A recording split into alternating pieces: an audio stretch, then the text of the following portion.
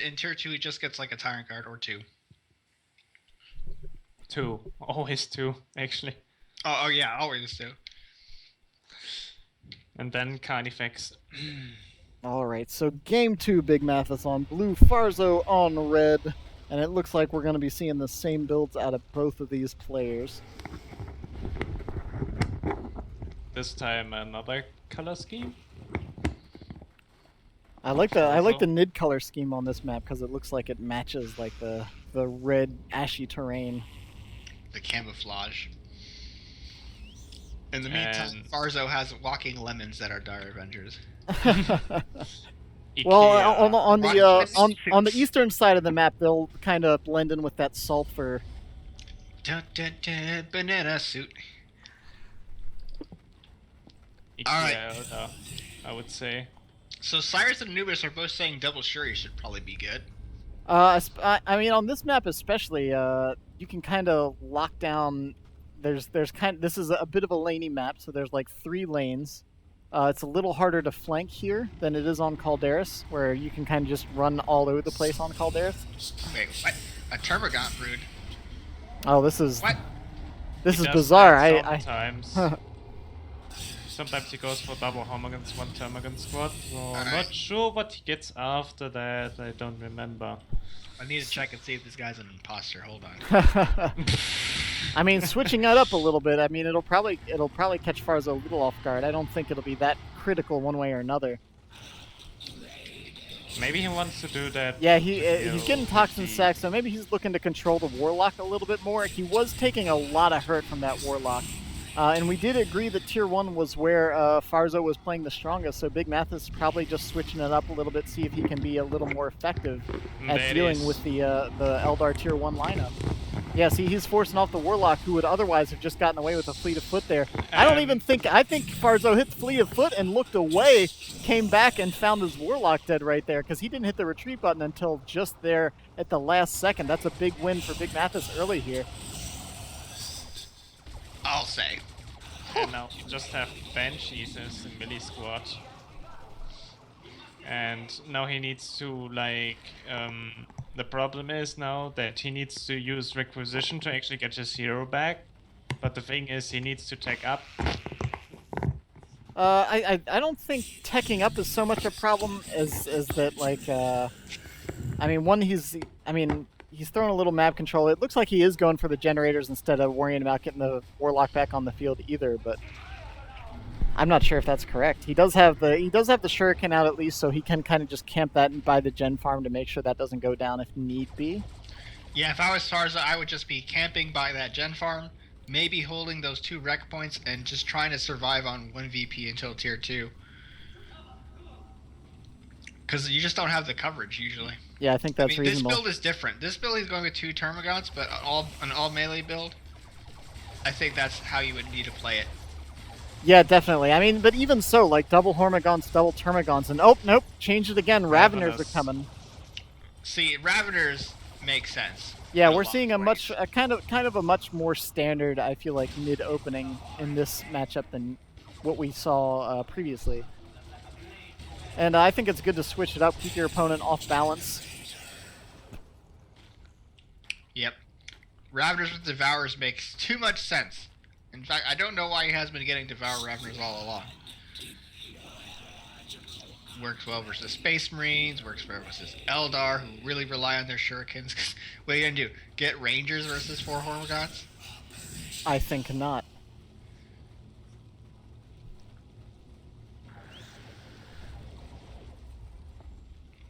They already got their Devourers, so... They're ready to go. Was gonna check and see if he was upgrading them yet. They've already got them. Okay, here's one major deviation for Farzo. He's getting channeling runes now. For his Banshees. Yeah, I mean, I guess since he's not worried about the Banshees getting as swamped by those Hormagaunts, maybe he's figuring he can kind of keep them in there a bit longer. But with that devouring, the Devourers on those Raveners, it's still a lot of DPS to try to minimize. Look, I mean, that Shuriken down to half health before the engagement even starts just from a single volley. Channeling runes going down. Raveners hit the Burrow Strike.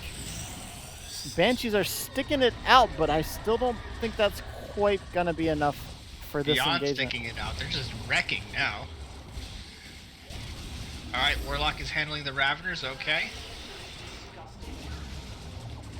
I don't think No. I think the toxin sacks have already been spent, so those Termas, getting knocked down. They have to hit the retreat button now, but they're taking big losses. With swift movement, maybe? Does he have the red for it? He does. He does, but it looks like he's not going to chase. He's going to Too little, turn too around, try to deal some damage to these Raveners, maybe get a more Still on impactful kill. 5 models for the Shees. Wow. Alright, there we go. There's some model drops and a very fast running tower. Oof, yeah, you had to say something, didn't you? One lone Banshee model heading home with 5 HP. Raveners trying to get a quick volley off. If one of those Raveners had even gotten a volley off, I'm pretty sure that Banshee would have gone down. No, he needs to be careful with his Special, get Warlock. out. Special Yeah, attack yeah. and run is the plan on that play, I'm pretty sure. Meanwhile, the Eldar are moving along the western lane here with the 2 victory points. Dire Avengers moving in, and Farzo heading into Tier 2 for once ahead of bigMathis. Oh, this Shuriken cannon. Shuriken looks like it's going to be largely okay. I'm sure it's not going to be foolish enough to set up with the Raveners right there on the gen farm. Yeah.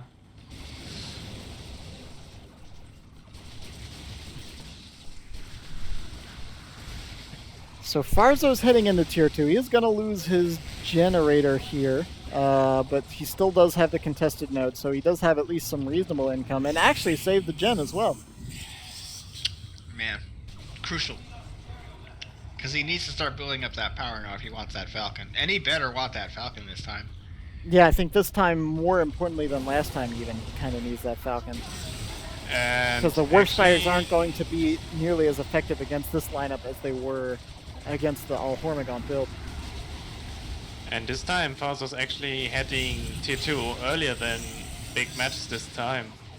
Yeah, like I was Considerably saying, I think that's the first that we've seen that, at least in the matches that I've casted with bigMathis. considerably earlier.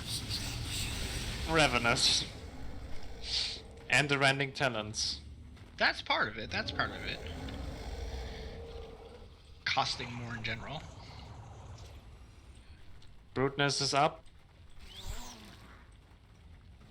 It Yeah, is the Nids are just kind of marauding around the map now, breaking power and capping all over the place. The Eldar are kind of in a point of stasis, I feel like, until they get a Tier 2 unit on the field. They're kind of just hanging out, trying not to get overrun. It's gonna be a bit. Okay, Banshees. Yeah, the Banshee's with the Warlock yeah, in tow, so he knew better than to engage this time around. He's already seen the channeling runes. He knows that the Warlock's on the field right there. Meanwhile, Dire Avengers are capping up Mathis's natural VP. The situation is pretty feasible this time, I think. Yeah, I think there's definitely potential for Farzo to get back into this. Or, I mean, not that he's out of this, to take the advantage of this. He's only down by about 100 VPs, which is really solid going into Tier 2, I think, against mids, all things considered. Either way, Farzo does need to start building up generators, too. He's got the Falcon in queue, which is good, but he's got enough for at least a node or two. Right, I mean, he's just getting the caps back. He did pop his natural node. He's probably going to pop the second one. And I think once this Falcon hits, it'll start turning in his favor a little bit. He does have to deal with the Tyrant Guard once it gets out here, but I think he has enough tools to deal with that at the moment. He just has to be careful with his squads currently. Oh, he lost a model in that first volley. That's the thing with those Devourers. It's so much single unit damage oftentimes that they'll just wipe a model or two outright in that first volley.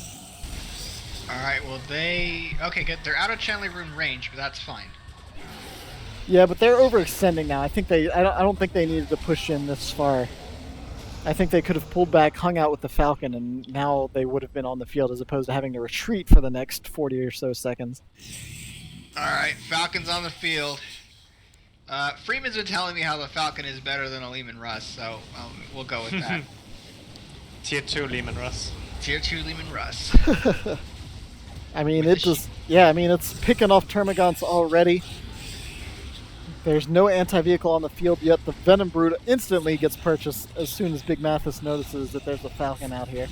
That Venom by itself is not going to do it. He's going to need the Venom Cannon, and he is swapping to the Venom Cannon. Awesome. Okay, so yep, he's switching over. He's gonna have a couple anti-vehicle options. He's switching at a very opportune time. Rear armor. Come on. Oh, that could be. Uh-oh. Raptor's doing the path blocking. Oh no. The Falcon's gonna be okay, but that was good timing and good pressure. You gotta turn it around. Spin that Falcon around. There we go. Awesome. You gotta repair it. Come on. It's right there. Those Guardians juice are not on repair duty apparently. And the Exa got killed on the Banshees. What is that Falcon doing? It's gonna get itself killed. That's what it's doing. No, okay, good. It's safe. Maybe get 2 Falcons. What's more OP than 1 Falcon? Merciless Witchblade is coming up for the Warlock. Yeah, I mean we've been seeing Farzo favor that weapon. Or sorry, not that weapon. I thought you were talking the other Witchblade.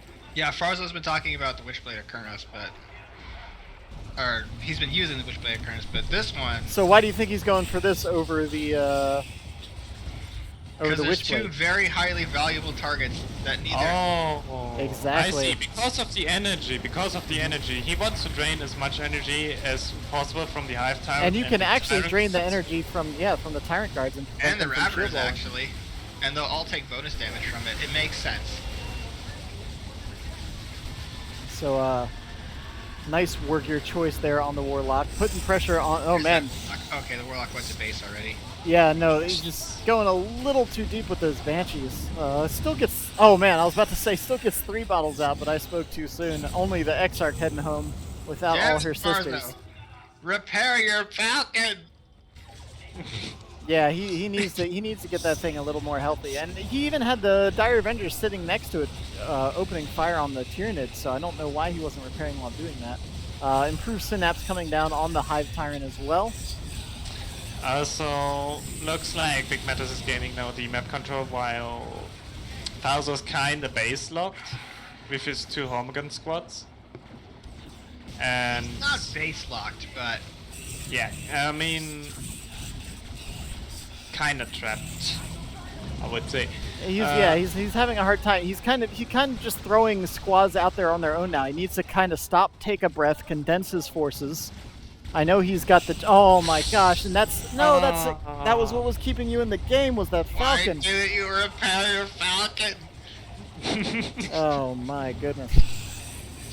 And bigMathis has actually a high resource advantage. Actually, you should go immediately on tier 3 now.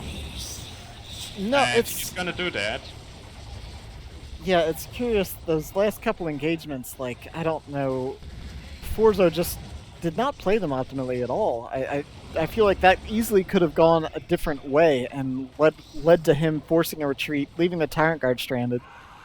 But he played it really weird, and now he's down a Falcon.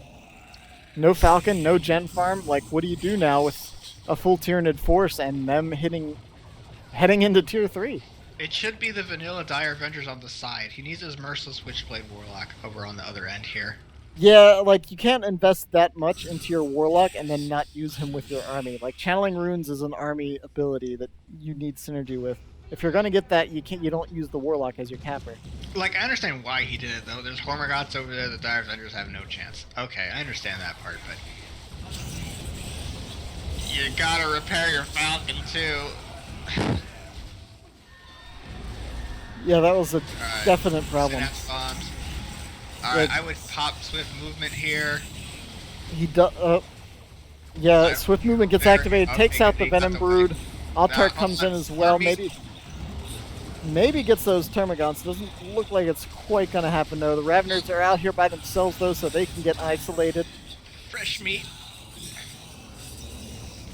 That's a lot of fresh meat there, actually. I don't know how much Autark is really going to help here in this scenario, but we'll see.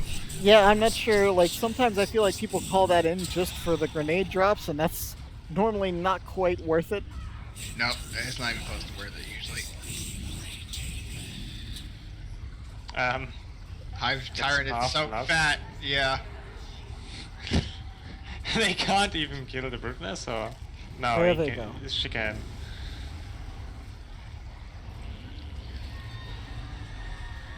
Banshee's trying to engage the Hormagaunts. They need to get a special attack off or two there. There they go. They're going to. They're level 3. The Hormagaunts are level 1.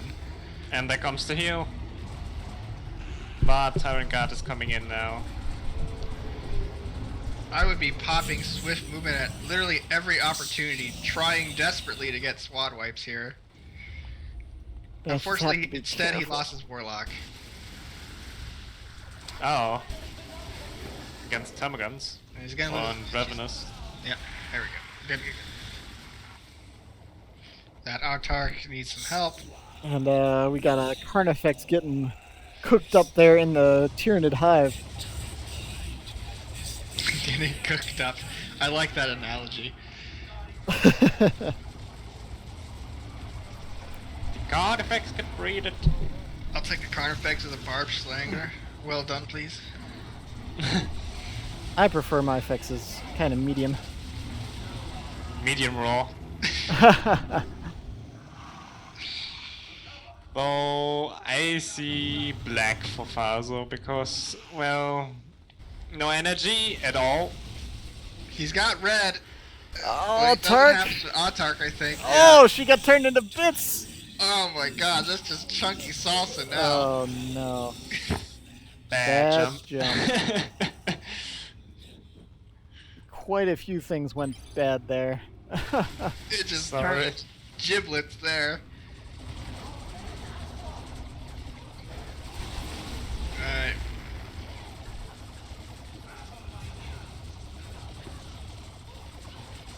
Gonna take the Tyrant Guard as cover, or Can you do that? I don't think it does that. no? But it looks like it, like But the it- but Shuriken well- directly in front of the Tyrant Guard. Alright, wipe that energy. Does it go out of shield wall if it runs out of energy? No, No. it doesn't go out of shield wall. And there comes the Carnifex. Oh, stomping through. That's not a Barb Strangler at all. That's a Thornback. Ah, rippers. Everything's OP about this right now. Well, without Farzo That's agrees with crazy. your sentiment. And just for good measure, that Carnifex took out the Exarch of the Banshees in the last second. I think the only reason the Baneblade's Demolisher Cannon is psychic damage is because otherwise it would be completely wrecking everything. So, I will be gone.